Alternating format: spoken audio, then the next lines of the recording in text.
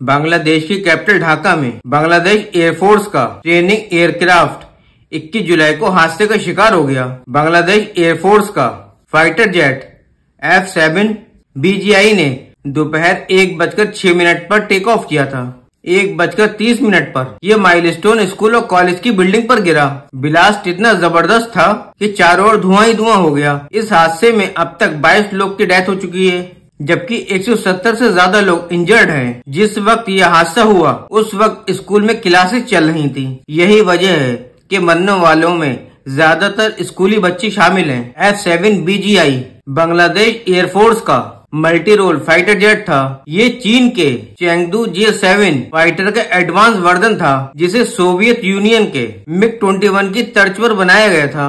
बांग्लादेश ने इसे 2011 में खरीदा था। इस जेट की कीमत 48 करोड़ रुपए बताई जा रही है।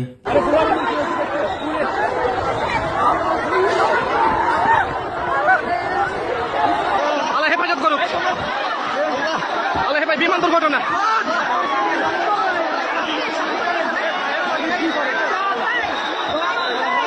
চোখের সামনে বিমান দুর্ঘটনা।